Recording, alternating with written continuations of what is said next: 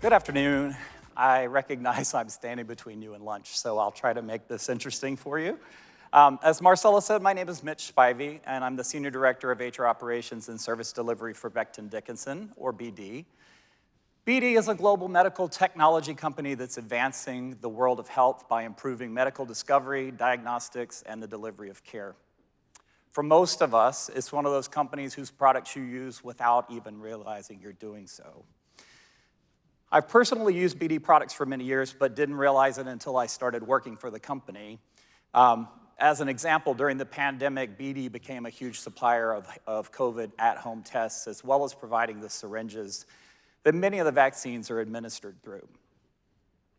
Going way back, I thought I would talk a little bit about me and just who I was when I was a kid, just to set the stage for, for my talk. So when I was a kid, believe it or not, I wanted to be a manager. I wanted to be a business manager. And so I would often make people play Office with me. Now, these pictures, they asked me to dig up. My sister found them. So maybe I should have been a wedding singer or the next James Bond auditioner, but here I am. So even then, as nerdy as it sounds, I did know I wanted to do something in the business world.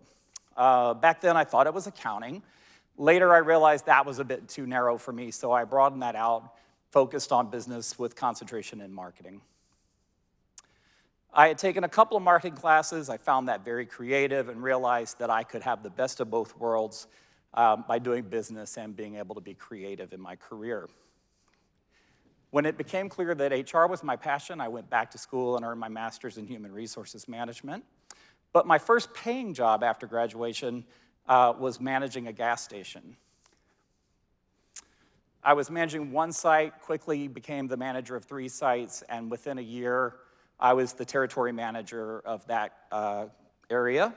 I ended up actually staying with that company for 25 years, working my way up from that first job to eventually running global payroll and operations. I know that sounds unusual as a career path, but for me, what it ultimately meant was that I knew how important payroll was at every level of the company. I started out working with hourly employees who lived paycheck to paycheck, all the way up through unionized employees and beyond. My first experience working with ADP was when I was working at that company. We had gone live with SAP HR globally. We had paired that with ADP Global View in the United States, and it was really early days for Global View. At the time of that launch, I was the relationship manager. My job was to be the positive alliance, if you will, between the HR Operations Center and our businesses. Like you'd expect, we deployed, there were growing pains. We were going live with 2 big products on 2 massive scales.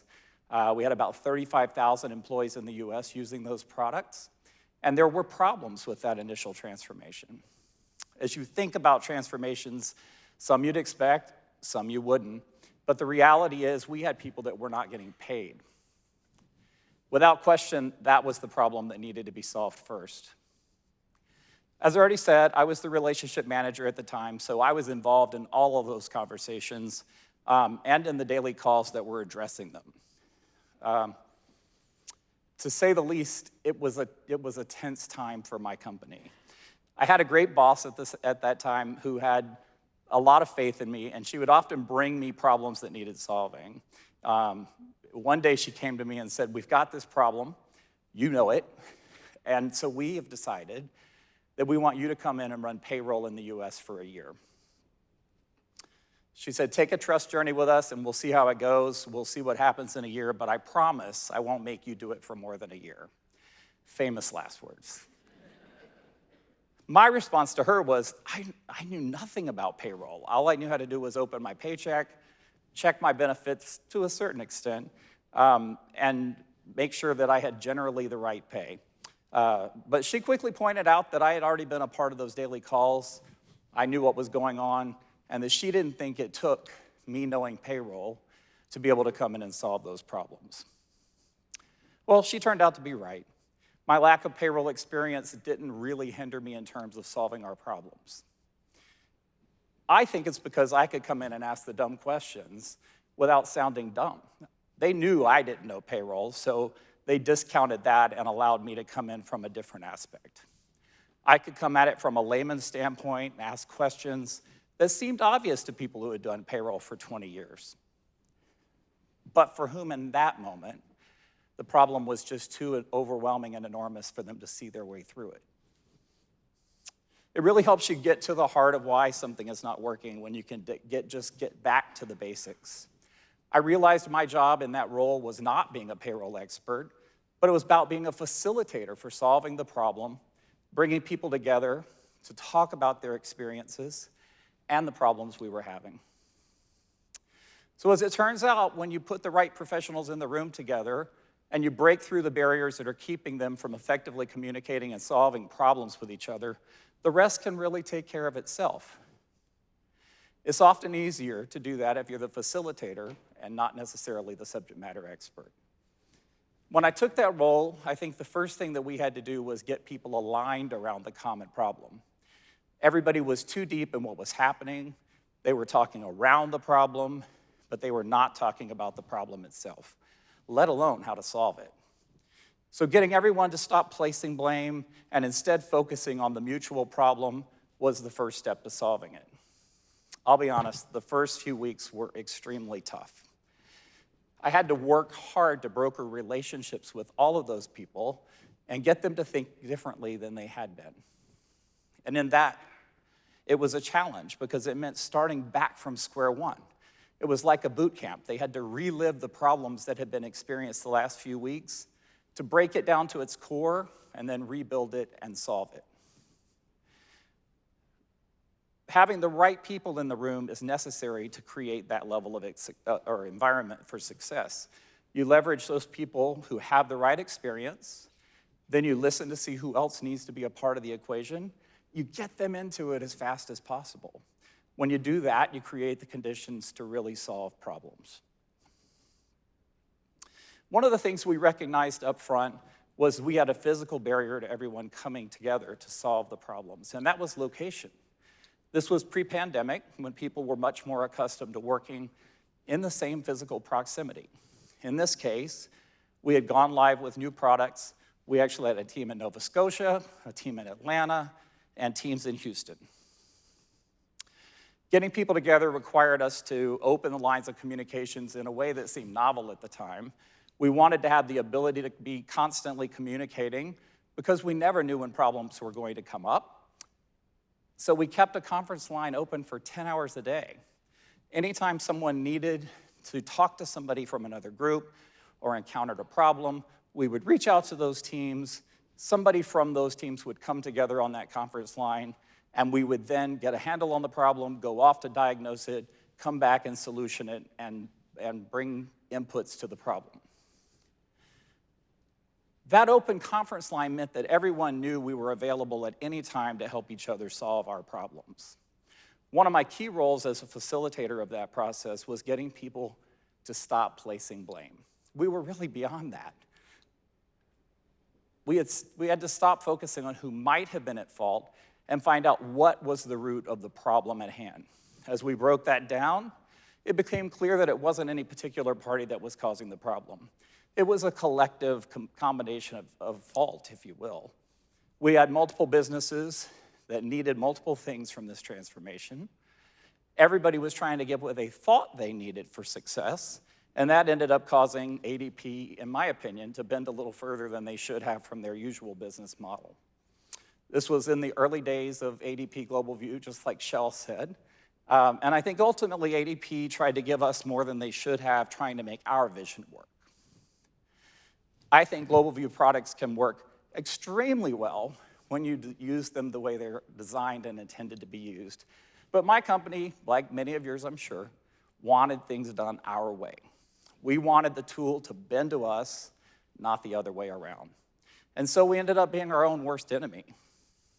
We thought we could give everybody what they wanted from the product without causing any consequences. When I realized that, it became fairly easy to get people to understand why things went awry and how we could bring them back in order. But because of this early experience, our company's attitude toward ADP Global View was not good. They thought it wasn't going to work. They thought we had gotten into this sticky position and we just needed to get through it in the US and call it a day. At that point, it was thought, although this had been intended to be a global journey, the US was probably it. Within the first 6 weeks, by keeping communications open and focusing on the problem rather than the blame, we managed to solve problems that were keeping people from getting their paychecks. We reached a place where we were producing results that were approaching 99% accuracy and better. As a result, things did start calming down. In the end, it took us about 6 months before people's lives started getting back to normal and this feeling of crisis mode started to subside. We were back to having dinner with our families. We weren't having those midnight phone calls that something had gone wrong that would cause things to churn in your stomach. After about a year, we had gotten to a place where we had not only stabilized US payroll, but we had regained our credibility as a payroll department. So it was decided we would continue the payroll transformation we had originally started. Having worked so hard to solve those problems in the US, I realized I couldn't just walk away, even though my year of payroll was up. That was my start on my global payroll journey. As we started to deploy globally, we started slowly and with intention. We were asking people to trust us. Our commitment in return was that we would stand with them as we deployed and beyond. I had to make sure people felt that they were supported into the transition and through the transition all the way to steady state. With that commitment and some additional successes under our belt, we actually ended up in a place where we had a waiting list of countries wanting to deploy with our ADP products. They were asking us to do it instead of us pushing it out to them. I count that as probably our biggest success story on that journey, was when we made that change. In the early days, even though we had brokered success for the US, and we were running in a place with steady state, high payroll results, people were still skeptical that it could be done in other countries.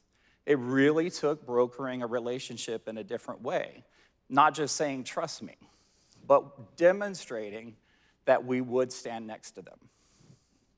I think that's what people really need. They want to know somebody's going to come in, help you build something, deploy it, and then not walk away and leave you with a mess to operate. They want to know that you're going to be an ongoing partner and that the company you're working with is going to do the same. And I think that's one of the key differentiators with ADP. ADP works to have a partnership at every level of operations, from a services team that meets you on the ground all the way up to the global level. Having said that, I'd be remiss if I didn't point out that I think celebrating success is hugely important in the overall sustainability and motivation of the program. As you facilitate or navigate, mediate, whatever word you want to use, you've got to stop and celebrate the successes along the way. Nothing too big, nothing too small, they all matter. Every milestone is worth celebrating. It really is about the acknowledgement of the accomplishment that matters. For my US team, for example, we would do an annual celebration even after stabilization had long been realized to memorialize the journey we had taken together. And that can be done in a lot of ways. Not one size fits all, or maybe not even most in this post-pandemic world, but celebration is important nonetheless. Even if you have to create a virtual space to do it, I highly remind you to do it. I eventually left that corporate role after 25 years. I took a year off and worked on what I considered to be a passion project. I went to work for a small medical nonprofit in Houston that had its roots in an affiliation with my church. Their purpose was to serve people who lived well below the poverty line in the Houston area. But going from a company that had 70,000 employees to a company that had 250 employees also had its challenges. I went in as the chief HR officer with the goal of helping them professionalize their HR function. I agreed to spend about a year there doing that. And so when I started analyzing where they were on their digital journey and what they were lacking, it became clear that a lot could be accomplished in that amount of time. I had built many strong relationships at ADP during my time at my previous employer, and it was a pleasant surprise to me that those same contacts were able to introduce me to ADP reps that supported more local products. In the end, ADP proved they were the right partner with good solutions for this company, and so we embarked on a new journey together, did amazing things for this small company. We ended up rolling out ADP products, including a professional employer organization, or a PEO, that offers Fortune 50 level benefits to companies that are much smaller. Our employees really benefited from that. With that implementation rolled out successfully, not to mention other key initiatives that we rolled out in tandem, I knew my commitment to this company was almost up. I had achieved what I set out to do, and it was time for me to figure out what was next. As luck of timing would have it, and again through a relationship and network that I had built with ADP, I found out there was an opportunity at this great company, Becton Dickinson, that I now work for. The role is similar to what I had been doing at the energy company, but doing it in a very different business sector. So this seemed like a great next step in my career. BD has a footprint that was similar in size and scale to that of my previous company, but even more than that, what BD stands for and aspires to is what was so attractive to me. Timing made it more interesting. I started with BD during the pandemic. So I was hired there to run the internal shared services for the HR North America team, hire to retire, including payroll. The difference was the company was, at that time, trying to figure out how to do all of this working from home.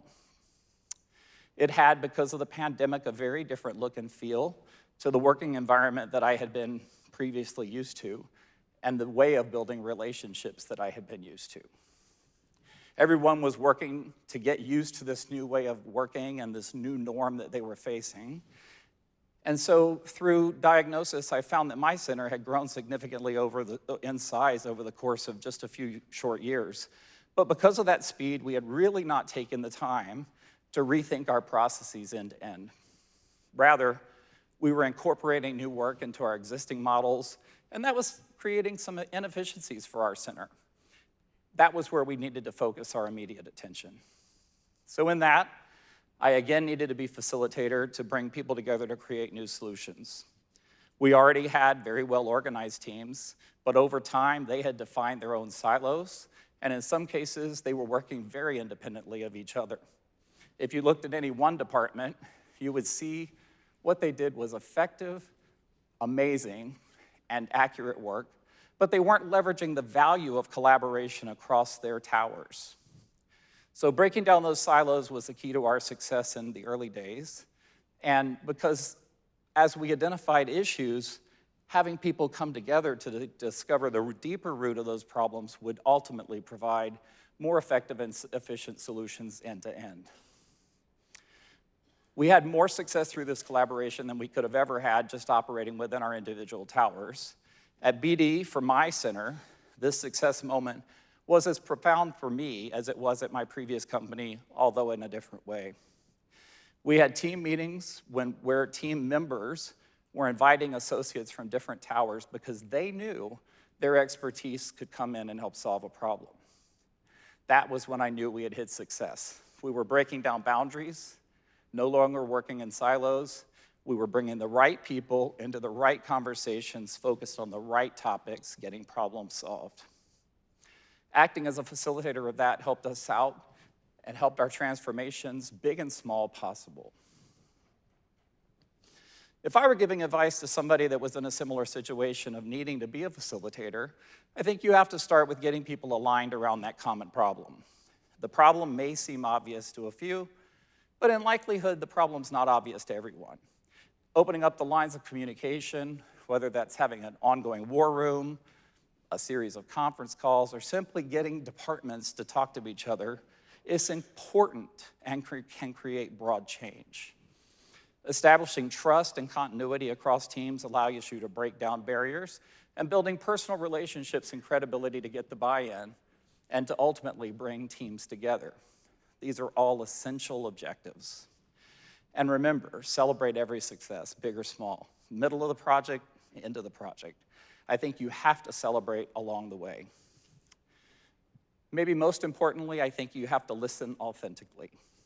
When you have to show up, you have to hear what people are saying, you have to respect their viewpoints, understand their frustrations, and help them see their way through it. Moving from sector to sector, from energy to med tech, with a year of healthcare in between, I found that the problems in payroll and HR largely the same across industries, they just manifest differently. At the core of the problem, you're trying to take care of the needs of your employees. You want them to get paid correctly. You want their benefits and everything else to be accurate and timely. You want them to basically not have to worry about anything related to HR or payroll. If you're doing that, I think you're creating an environment for successful delivery. As I reflect on my payroll journey, and even though I have had payroll reporting into me in one capacity or another for more than 15 years now, I still don't consider myself to be a payroll expert, nor do I think I need to be one. I just need to surround myself with those who do have that experience and can create the right environments for success. Don't get me wrong, I do know a lot more now than how to just open my paycheck and check my benefits.